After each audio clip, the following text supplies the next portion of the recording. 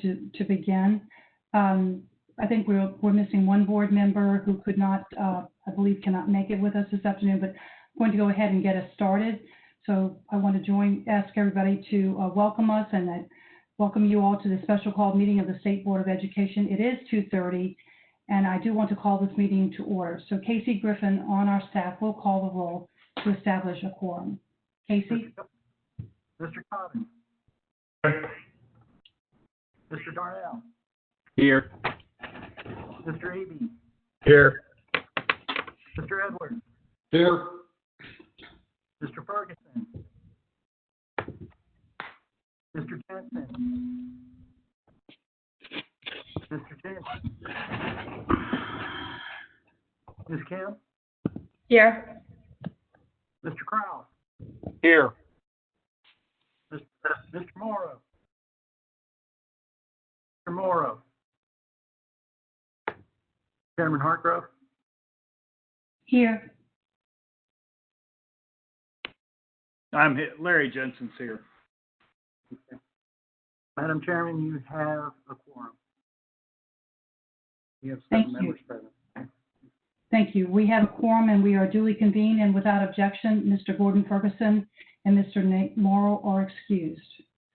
So I want to start out by addressing the main purpose of this meeting. We do have several emergency rules and policies due to the challenging times we are facing with COVID-19. Without making comments on every one of those items that we will vote on today, I do want to draw special attention to a new rule and policy regarding continuous learning plans.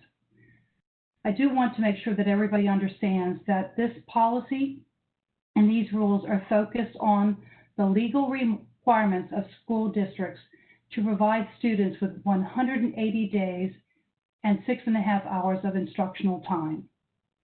We know the timeline to produce the plans will be very tight for school districts. However, through conversations with many school districts, our board members are hearing that most of them are well on their way to completing these plans. You will certainly hear more about this when Ms. Amy Owen presents this item today. So now I'm going to call on Dr. Morrison for some opening remarks, and then after that we'll call on Commissioner Schwinn to provide an update on the CARES Act funding and the guidelines that have been given to school districts. Thank you. Dr. Morrison.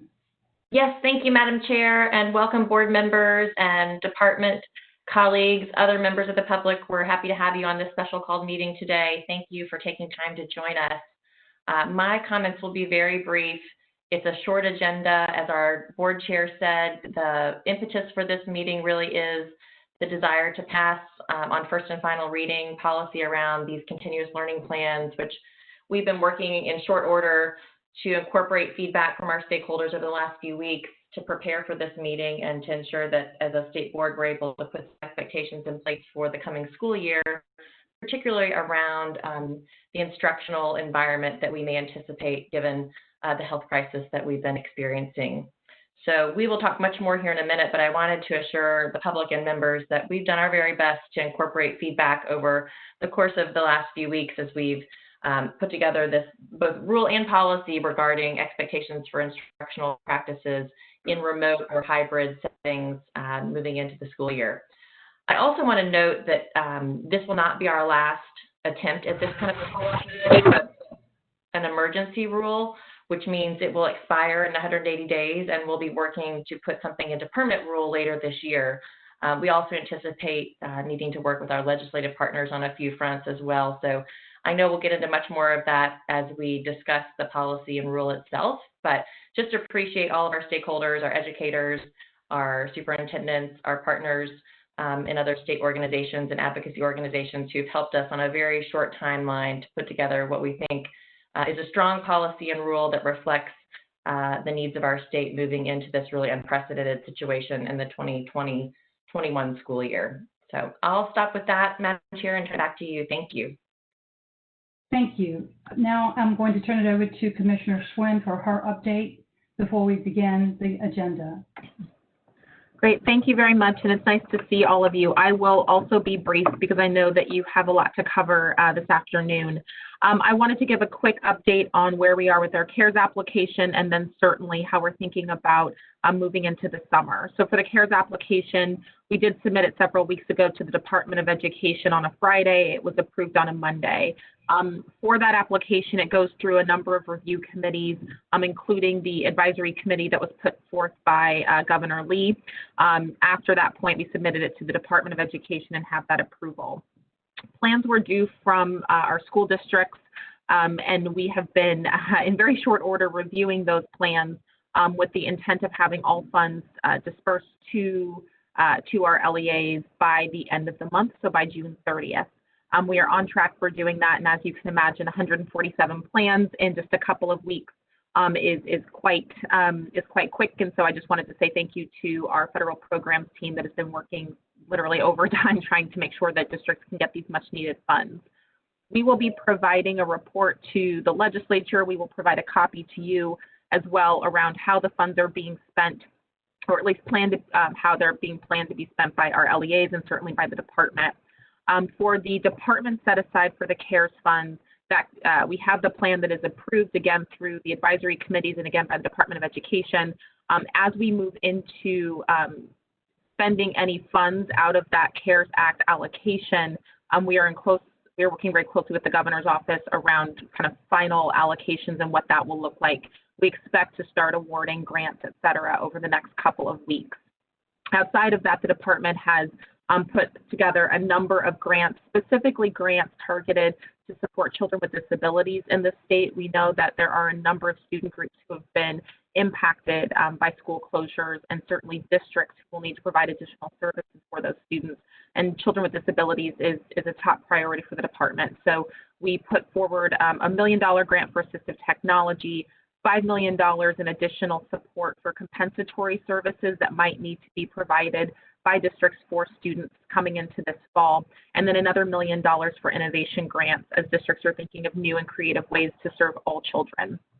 So we will be able to provide another update on the state set aside for the CARES application or the CARES funds later in the summer. In terms of additional support for school reopening, I think as Dr. Morrison said, this is a fast and furious process for everybody, and I know for our districts in particular as we think about what that means for opening. The department's now put out over 20 toolkits. Some of those have, and the majority of them have checklists with specific action items. A number of them have reflective questions that districts can use to help guide their planning. I think certainly if districts have been reviewing what's in those toolkits, there's a good way, and I think a really productive way to be able to understand and be able to meet the expectations of the CLP, which you all will be looking at today. And I wanted to just say a special thank you to the state board staff. We've been able to, as a result of them working with us as early last week, we've had a kind of an additional 5 business days to be able to kind of start pre-planning what those resources will look like, so that as soon as this policy moves forward in whatever shape it moves forward in, we'll be able to meet this week to get districts what they need in terms of templates and rubrics. So thank you to them for that ongoing communication. We'll provide a written summary of some of the additional work, but I would encourage all of you to go to the department's website for the reopening site. And that includes a number of the toolkits and resources that have been put out. And I think at this point, we're coming in on 30,000 views to that website. And certainly we've also seen that a number of other states are using them. And so we're excited to be able to continue to support districts and look forward to providing additional grants for planning and implementation for next year. And I will turn it back to you, Madam Chairman.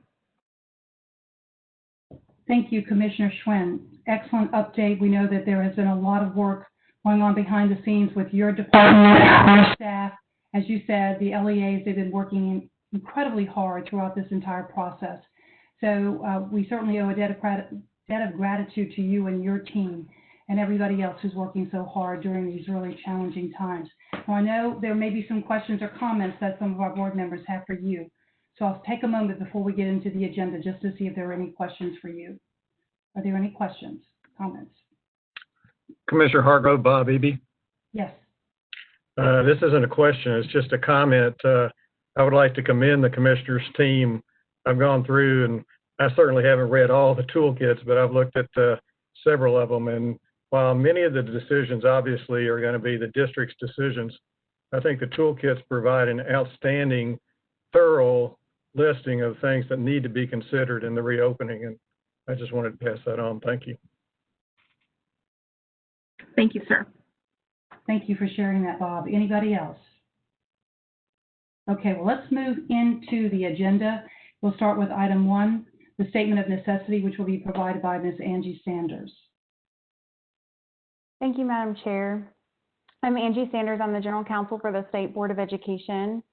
Pursuant to Tennessee Code Annotated Section 844-108B3, the State Board of Education submits this determination of necessity for its special called board meeting held via teleconference at 2:30 p.m. on June 22nd, 2020. Pursuant to Public Chapter 652 of 2020 and the Governor's series of executive orders declaring a state of emergency in response to the COVID-19 pandemic, the State Board of Education was tasked with the creation of emergency rules to address issues arising from the statewide closure of public and private schools due to COVID-19. Because of the time-sensitive nature of these issues and the limits regarding large in-person gatherings, this special called teleconference meeting was convened to allow the board to consider emergency rules, local education agency waiver requests, and policies in response to COVID-19. Notice of this meeting was posted on the State Board of Education's website, along with the agenda and instructions for accessing this WebEx. I'll go ahead and pass it back over to you, Madam Chair. Thank you, Ms. Sanders. We need to move into the consent items. The first item is 2A, but before I do that, I want to issue my usual reminders that because we are meeting remotely, all items will require a roll call vote. Members that make the motion and the second, please state your name for the record. And similarly, if you have a question or a comment, please state your name and you will be recognized. Thank you. So item 2A, adoption of the agenda. Is there a motion to approve the agenda? So moved, Mike Edwards. Mr. Edwards provides the motion. Is there a second? Second, Elisa Kim. Ms. Kim provides the second. Mr. Griffin, would you please call the roll? Mr. Cobbins. Aye. Mr. Darnell. Aye. Mr. Eby. Aye. Mr. Edwards. Aye. Mr. Ferguson. Mr. Jannsen. Mr. Jannsen. Ms. Kim. Aye. Mr. Morrow. Madam Chairman. Aye. Madam Chairman, you have 6 ayes. The ayes have it, and the motion to adopt the agenda is approved. Now moving into action items on final reading, I do ask first that all presenters state your name and title for the record before we begin. So item 3A, continuous learning plans and emergency rules. I'll turn it over to Ms. Sanders. Thank you, Madam Chair. Again, my name is Angie Sanders. I'm the General Counsel for the State Board. I'm presenting to you on first and final reading an emergency continuous learning plan rule. State Board staff, as our Executive Director Morrison and the Chairman noted earlier, has worked closely with the Department of Education to draft this rule and corresponding policy. We've sought and incorporated feedback from numerous stakeholders, including directors of schools, school board association, district and charter leaders, and the Charter School Center in drafting this rule and policy that Amy will talk about in a minute. This emergency rule establishes the expectations for local education agencies, or LEAs, and public charter schools to develop continuous learning plans, or CLPs, for the 2020-21 school year. The purpose of the CLP is to ensure districts and charter schools have a plan should they experience additional COVID-19 related disruptions to school operations in the 2020-21 school year, that any days where the district or charter school continues instruction under a CLP can be counted as an instructional day, and that districts and charter schools can continue to receive BEP funding in the same manner as they would if school were operating under usual circumstances. This rule requires LEAs and public charter schools to develop and submit a CLP to the Department of Education for approval by July 24th, 2020, utilizing a template created by the department. The TDOE is required to post the template, any approval process, and rubric that they will use to their website. We have representatives from the department on today's call who I know can discuss plans for the approval process should board members have questions. However, I do know that TDOE is planning to issue a provisional approval provided that the CLP meets certain minimum requirements upon submission. Then they will work with districts and charter schools on any areas that need improvement or additional detail prior to final approval. We recognize that this July 24th deadline is quick, as stated earlier. However, it's important that CLPs are submitted and at least provisionally approved before school begins so that districts and charter schools can have clarity regarding counting of instructional days and continuation of BEP funding going into the 2020-21 school year. I do want to clarify that it's ultimately up to the LEA or charter school when and if to implement the CLP during the 2020-21 school year. If the LEA or charter school chooses not to implement the CLP during a COVID-19 related disruption and to instead utilize stockpile days or to extend their school year in order to ensure that it can meet the 180-day requirement in law, this rule would not prevent them from doing that. Moving into the contents of the plan, the rule requires the CLP address a number of areas which are further defined in the CLP policy that Amy will discuss in a few minutes. These areas are communication, monitoring implementation, access to instructional materials and technology, attendance procedures, educator and staff training, standards-based instruction, support for all students, including special populations and at-risk students, and how the LEA or public charter school will meet the legal requirements regarding instructional days and hours in 3 different situations. First, when the LEA or public charter school is completely remote. Second, when the LEA or public charter school is operating under a modified schedule or with a reduced capacity. And then finally, when the LEA or public charter school is operating normally, i.e. students are in the building, but allows certain students to participate in remote instruction due to COVID-19 related reasons. I will say that these CLPs are focused on the district and charter schools' plan to ensure students' continued access to instruction. While it's important, districts and charters will not be expected to address how they will implement social distancing, sanitize surfaces, and other health-related issues as a part of this continuous learning plan. Another important point to make here is that the law does not currently give the state board any leeway to reduce the required 6.5 hours per day of instruction for grades 1 through 12 and 4 hours of instruction for kindergarten. However, we have attempted in this rule to give flexibility to districts and charter schools by stating the CLP should address how students will be provided access to 6.5 hours of instruction when operating under their CLP. This language recognizes that with varying levels of connectivity across the state, it will be challenging for districts and schools to accurately assess whether students engage in 6.5 hours of instruction each day, especially when students are remote. However, the expectation is that districts and schools are planning for rich instruction in the core content and providing a variety of other instructionally related activities that can vary in type and content based on subject and grade level. The rule states that access to instructional time can be achieved through synchronous instruction, asynchronous instruction, or a combination of the two as defined in the rule. Generally, synchronous instruction is defined as instruction between teacher and student happening at the same time, but not necessarily in the same place.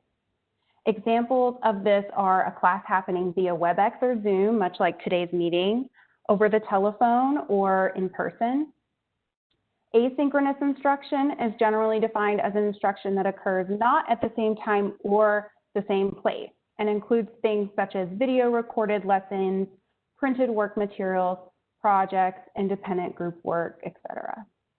Additionally, the rule reiterates that students with disabilities must be provided access to instruction consistent with their IEP.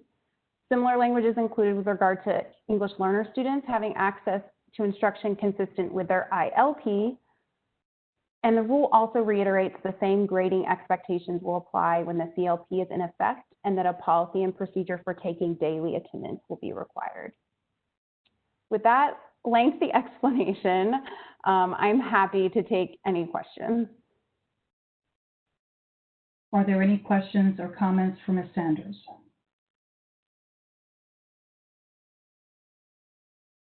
Hearing none, then I'll ask for a motion to approve item 3A. Is there a motion? Madam Chair, this is Bob Eby. I will make the motion, but I did have one comment to make too. I didn't get on quick enough. Okay, please make your comment and then we'll get your motion. My comment actually it combines this with the policy. The policy talks about seeking feedback, and I think it's important for us all to understand that these are unprecedented times, and I think what we want is feedback, and things will change over the next several months. So people need to know that this is an evolving process, even as we pass this rule. And I just want to pass that on. So then I'll make the motion to accept the rule as is. Thank you for your comment, and the motion is made. Is there a second? Larry Jannsen, second. Mr. Jannsen provides the second. Any further comments or any discussion? Mr. Griffin, would you please call the roll? Mr. Cobbins, Aye. Mr. Darnell, Aye. Mr. Eby, Aye. Mr. Edwards, Aye. Mr. Ferguson, Mr. Jannsen, Aye. Ms. Kim, Aye. Mr. Morrow. Madam Chairman? Aye. Madam Chairman, you have 7 ayes. The ayes have it and the motion is approved. Thank you. The item 3B, COVID-19 Continuous Learning Plan Policy. Thank you, Madam Chair. This is Amy Owen, Director of Policy and Research for the State Board. As you know, you just discussed the Continuous Learning Plan rule with Angie, and now I will present to you on first and final reading the COVID-19 Continuous Learning Plan Policy 3.210. This policy further defines the CLP rule and gives more detailed direction to LEAs and public charter schools about the required and optional components of their CLP. I will briefly describe what each of the required components are, and then I'll be happy to take questions. In terms of communications, this section requires that plans lay out clear communication plans with parents and guardians and faculty and staff so that all stakeholders know what to expect if and when the CLP is implemented. Monitoring implementation, that section requires a plan for monitoring implementation of the CLP across the LEA or public charter schools. This will help ensure consistent experiences for students, as well as identify ways the LEA or public charter school may need to refine its CLP in light of actual conditions. As Bob mentioned, we realize that this will be an iterative process as we all understand more about how the fall semester unfolds. Access to instructional materials and technology. This section requires a plan for distributing any required materials or technology. We recognize that not all areas of the state and not all students have access to high-speed internet and or devices that will easily support instruction. For example, laptops or tablets as opposed to simply a smartphone. The section provides options for how LEAs and public charter schools might identify their students' needs through surveys, inventories of existing devices, and or distribution of materials like textbooks, library books for students to read, or paperwork packets. Attendance procedures. Daily attendance is an expectation when the CLP is implemented. This section provides more details on how LEAs and public charter schools may track daily attendance when the CLP is in effect, and requires them to have local policies about how attendance issues shall be handled when the CLP is in effect. It also provides a little bit more detail on how to logistically do this, with the department providing a specific attendance code to use when students are attending remotely. Educator and staff training. It is important that all educators and staff know what to do and what to expect when the CLP goes into effect. This section requires a plan to ensure educators are trained in any new or different materials they might be using. If they are using online courses that have a separate instructor as opposed to a course facilitator role, how they'll interact with the person providing that remote instruction. And also how the LEA or public charter school will meet all legal requirements for professional development for the upcoming school year. Standards-based instruction. Instruction while the CLP is in effect should be aligned to the Tennessee academic standards and support students in their continued academic growth. As Angie noted, this instruction can include synchronous and asynchronous instruction. This section also indicates that grading is expected while the CLP is in effect. and that in grades 9 through 12, the state uniform grading policy is in effect for the upcoming school year as usual. Local school systems may have local grading policies for K-8, and they may also have additional local grading systems for 9-12 that would also be in effect. Support for all students, including special populations and at-risk students. Support for all students includes preparation for how to access instruction when the CLP is in effect. For example, this might look like practicing how to log in and submit work in a learning management system, or ensuring students understand the directions for completing an independent project before they go off and have a day or two to do it on their own. As Angie mentioned, for special populations of students, individualized documents like IEPs, 504s, and individualized learning plans will guide decisions about how to best serve students in these groups. And finally, as Angie described to you, the plan must delineate how the LEA or public charter school will meet the legal requirements regarding instructional days and hours in those 3 different scenarios.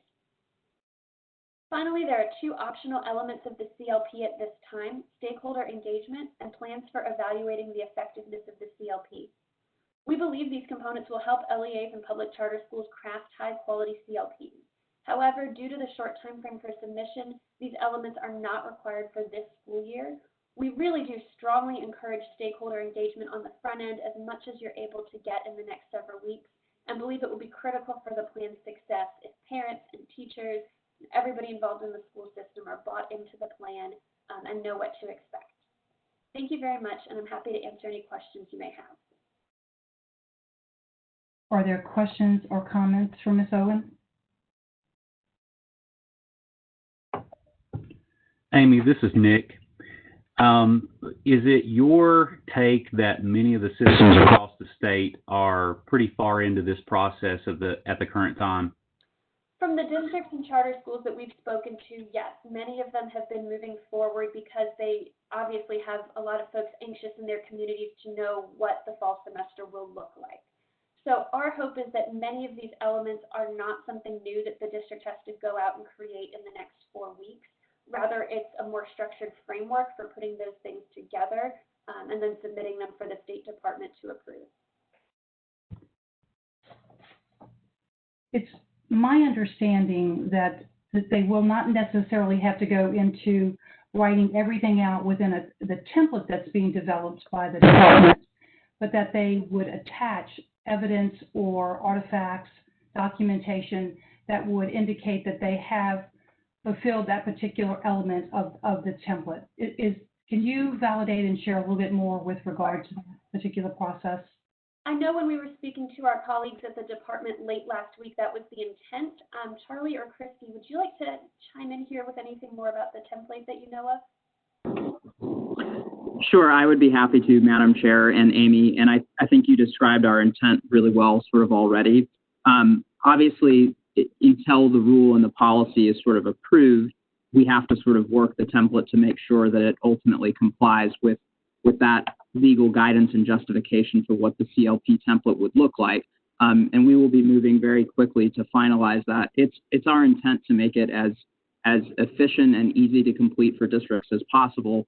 And so rather than having really long narrative sections in that CLP template in which they have to detail everything they've already done, and I'll give you one example. If there's a piece about a hybrid schedule, as we talked about, that kind of being a scenario which many districts might find themselves in, just attach the schedule for us to look at and sort of evaluate the merits of that based on the rule and policy. But while it's a work in progress as we work to finalize that and get it posted by this coming Friday as required in this policy, that's how early drafts have looked and sort of our intent and our goal as we continue to work through those.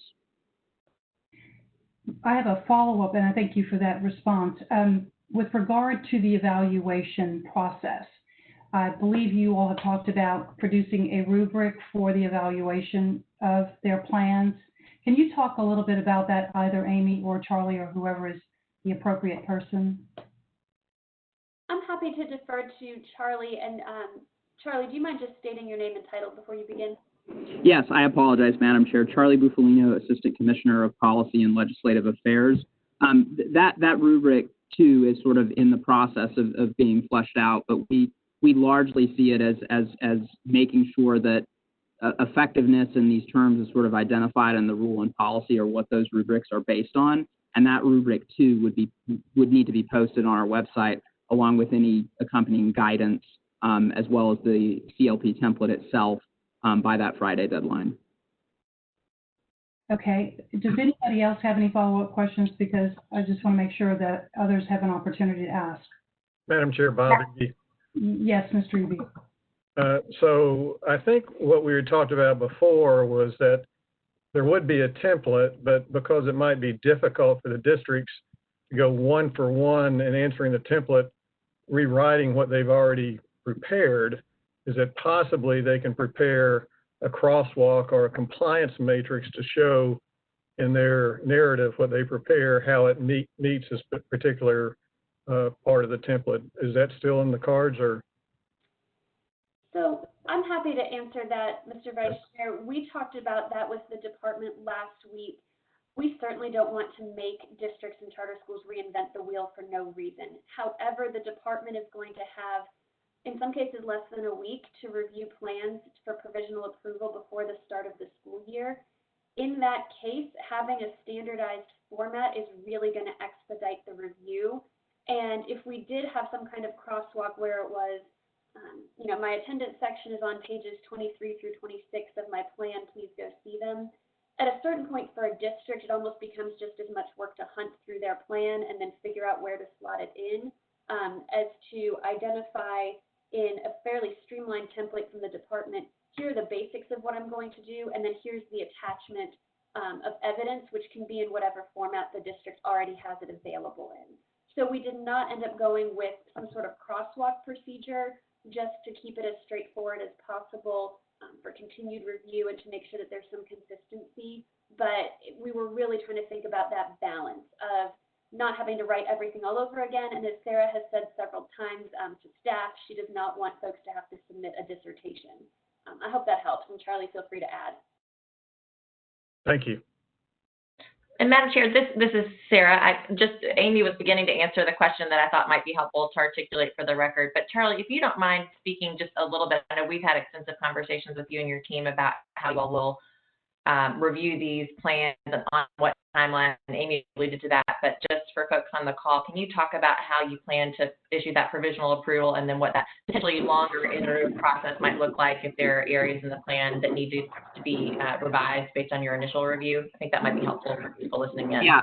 Yes, I'd be happy to, Director Morrison. So we've talked a little bit about that July 24th sort of deadline. I think the rule also makes it very clear I know we're on the policy now, but the rule itself makes it clear that upon receiving final approval of a CLP, districts will be credited retroactively for any instructional days in which the CLP was being implemented, even prior to that final approval. So I think what it allows us to do is to have an initial sort of provisional approval that happens in very short order after that July 24th submission deadline. But it also then allows us to work collaboratively with districts to address any deficiencies or things that need to be more robust or beefed up prior to getting to that final approval point.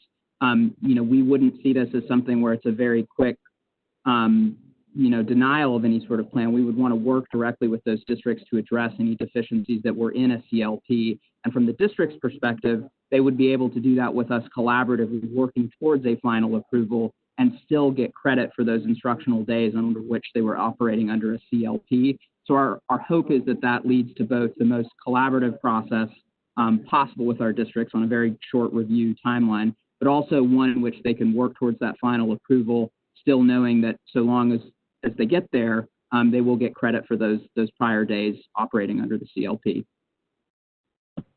Great. Thank you, Charlie. I think there's going to be so much that we all learn in real time as we move forward. And I think that iterative process back and forth will be important to getting to a place where both the department and districts feel good about what they're planning to do this school year on a really short timeline. And one thing I think is exciting coming out of all of this is just the opportunity to learn across districts about what really is working. So I look forward to hearing the reports from you and your team as you're having those conversations with districts. And I know our board members will be eager to see and hear as well some of the plans that emerge and what some of the practices and lessons are that we learn together as a state over the next few months to a year.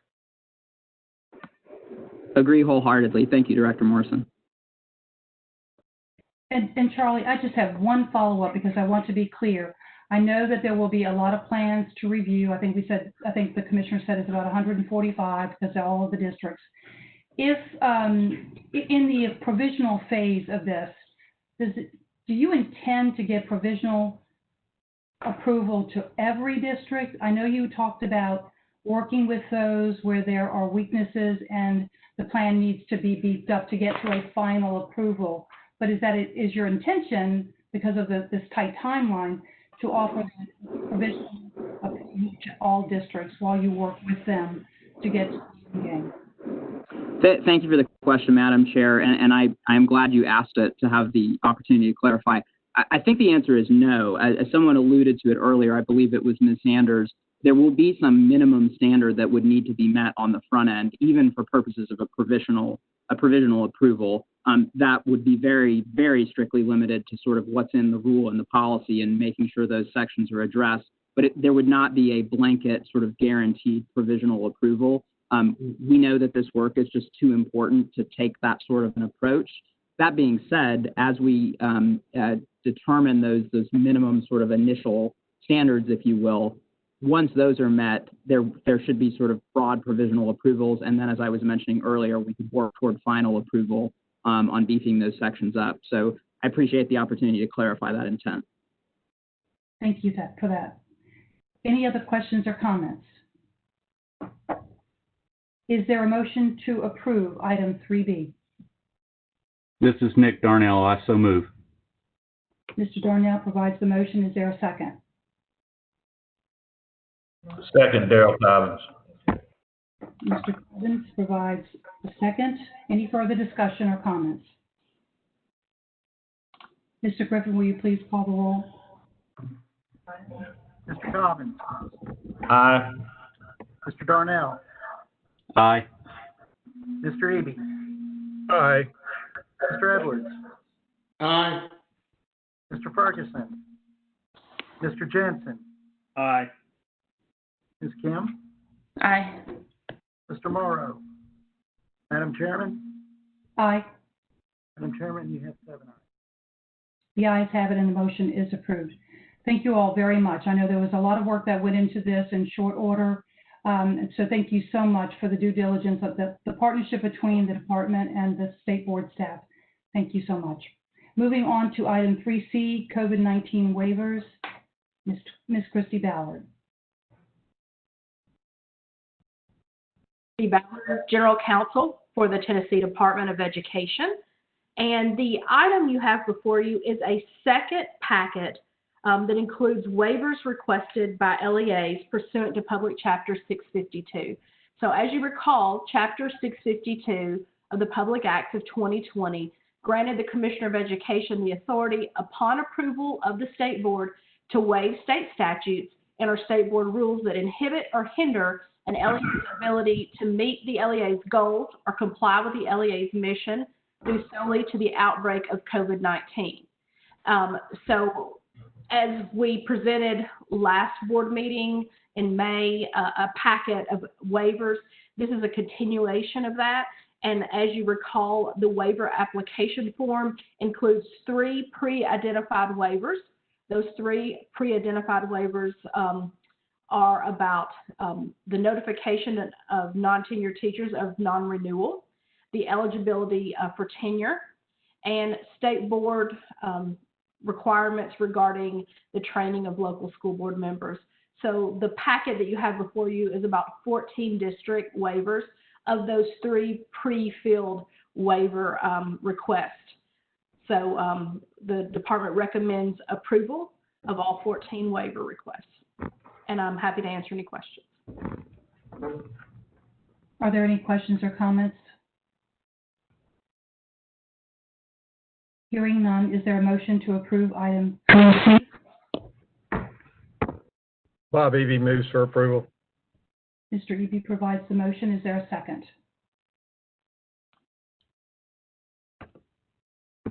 Second, Darrell Cobbins. Mr. Cobbins provides the second. Mr. Griffin, please call the roll. Mr. Cobbins. Aye. Mr. Darnell, Aye. Mr. Eby, Aye.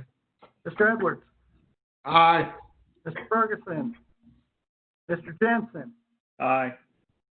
Ms. Kim, Aye. Mr. Morrow. Madam Chairman? Aye. Madam Chairman, you have 7 ayes. The ayes have it and the motion is approved. Thank you very much. Thank you. Into item 3D, COVID-19 waivers, emergency rule. Ms. Sanders. Thank you, Madam Chair. Again, Angie Sanders, General Counsel for the State Board. I'm presenting to you on first and final reading an emergency rule which makes a technical clarification to an emergency rule that you all passed back in April regarding the timeline for LEA submission of waiver requests related to COVID-19. This rule clarifies that the Commissioner can accept waiver requests from an LEA after the June 30th, 2020 deadline outlined in that rule if the waiver request is applicable to the 2020-21 school year. So this is just clarifying that June 30th, 2020 deadline was really related to waiver requests for last school year, and that anything moving forward into the 2020-21 school year can continue to be submitted. With that, I'm happy to answer any questions. Are there any questions or comments? If not, is there a motion to approve item 3D? So moved, Darrell Cobbins. Mr. Cobbins provides the motion. Is there a second? This is Nick Darnell, second. Mr. Darnell provides the second. Mr. Griffin, please call the roll. Mr. Cobbins, Aye. Mr. Darnell, Aye. Mr. Eby, Aye. Mr. Edwards, Aye. Mr. Ferguson, Mr. Jannsen, Aye. Ms. Kim, Aye. Mr. Morrow. Madam Chairman? Aye. Madam Chairman, you have 7 ayes. The ayes have it and the motion is approved. Thank you. Moving on to item 3E, English as a Second Language Program Policy. Good afternoon, Madam Chair and members of the board. My name is Rachel Supay. I'm the Assistant General Counsel for Civil Rights and Special Populations at the Tennessee Department of Education. And I'm presenting on first and final read an amendment to the English as a Second Language Policy 3.207. For some context, a number of English learners were not able to complete their annual WIDA assessment to assess their English language proficiency as a result of COVID and school closures. While most English learners across the state were able to complete that assessment, not all of them were. And as a result, our districts were struggling to understand how to exit those learners from the ESL program without having scores on which to base their decisions. As a result, at the April 9th State Board meeting, we passed language adding to the State Board policy 3 paths that districts could use to exit English learners from the ESL program. On May 18th, the U.S. Department of Education released some guidance that stated, in fact, there's only one allowable path to exit English learners that may be used. So as a result, what this change today does is remove those 2 additional paths that we had initially offered to districts so that we are in line with federal guidance. And with that explanation, I am happy to take any questions. Are there any questions or comments? Madam Chair, Bob Eby. Yes, Mr. Eby. Yes, were we the only state that requested the 3? And if so, or if not, is somebody working with the U.S. Department of Education in explaining their reasons, or what? This is an issue that all 50 states struggled with. My understanding that all states had to come up with some kind of a state policy how to exit English learners without having those WIDA assessment scores. States requested guidance from U.S. Department of Education, but it took quite some time for that to get out. So states ended up on their own putting out policies about how to do this. Tennessee also moved forward with creating our own policy. We didn't have to get approval from US DOE on our policy because we do have, some flexibility in this area. So many states put together these policies and procedures and are now having to backtrack a little bit as a result of that May 18th guidance. So Tennessee is not alone in having to take these steps. Thank you. And Ms. Supay, there's new language on page 2 of 8 of the red line version that I would just like for you to, if you can easily have access to that and pull it up, explain to everyone what that really means, because I think it's fine the way it is, but I think just in terms of clarity, so that the viewing audience can clearly understand what we're trying to say in that particular passage, it's step 2B1, the very last language that says due to the COVID-19 public health emergency. I'm not going to read it in full, but it talks about the 5 extra days associated with them having an approved continuous learning plan. Okay, let me pull that up. And Sure. Madam Chair, Yes. this is actually added at the state board side. Rachel, if you like, I'm happy to address this. Sure, that would be great. Thank you. Thank you. Absolutely. Amy Owen, Policy and Research Director for the State Board.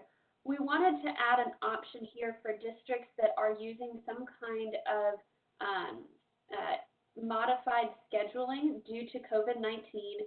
If they have an approved CLP in place and they have a situation where, for example, their English learners and all their students might attend school on one day of the week and then a different group of students attends the next day and they trade off, that could be really challenging for providing services to English learners, given that the policy currently is written that they must receive 1 hour of direct services per day. So we added the clause that you're referring to, Madam Chair, to state that if a district is operating under an approved CLP, and this is part of their CLP, they may instead provide services that add up to 5 hours per week. So rather than 1 hour per day every day, which could be really, really difficult if students are not in school every day, they still have to provide 5 hours of services, but it can be spread across the week. So if I'm an English learner and I'm in school Monday and get 2 hours, and then I'm not in school on Tuesday and I don't get any hours because I'm doing some other kind of remote instruction, that is still acceptable as long as it adds up to 5 hours. And this is an area where the state has authority to set this type of service provision time requirement. And so we wanted to give districts and public charter schools operating with an approved CLP this extra flexibility. And I'm happy to answer questions on that section in particular.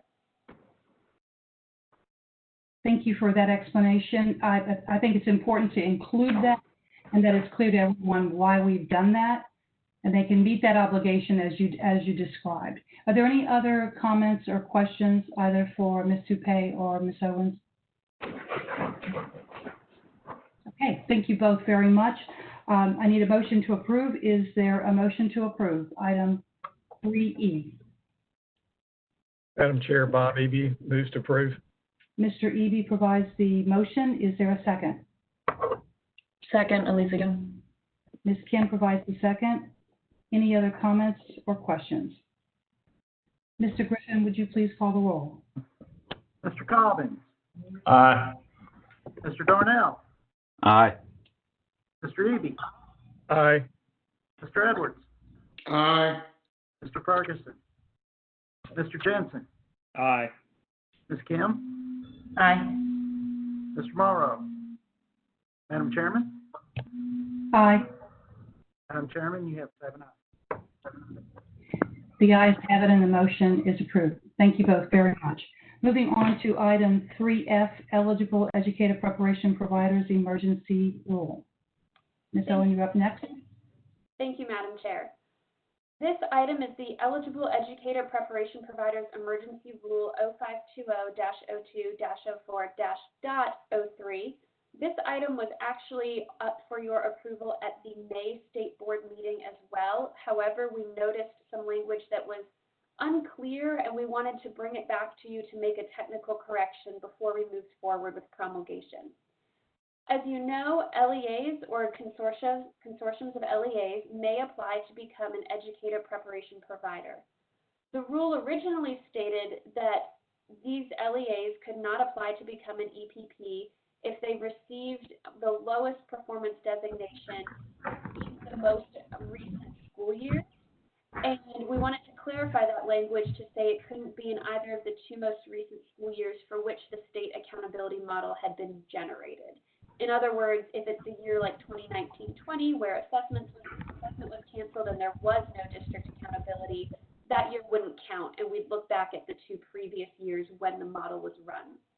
The way the language was written in May, it was brought to our attention that it could be construed that an LEA could have had the lowest performance ranking in one of those 2 years, but not both, and been acceptable, when the original language and the intent was that they could not have that lowest rating in either of the last 2 years, that it can't be there at all. So we wanted to make that technical correction before moving forward.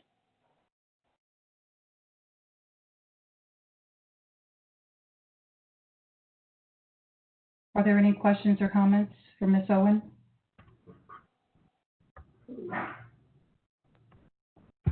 Is there a motion to approve item 3F? This is Mike Edwards. I move. Mr. Edwards provides the motion. Is there a second?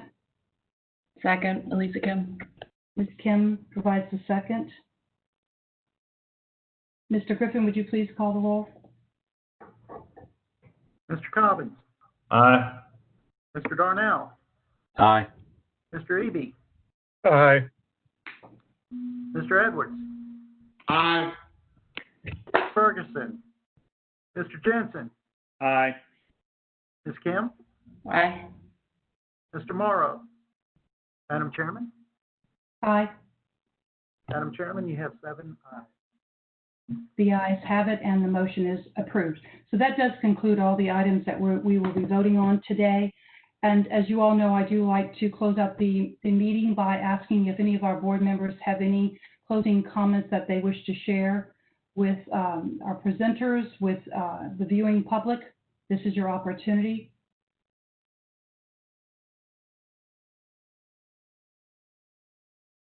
I feel compelled, as always, and I will probably do this at every meeting that we have, and I hope that it does not become too repetitive and boring, but because of the unprecedented time that we're living in, I think it's critically important to acknowledge all of the hard work and the due diligence of all of our education partners across the state.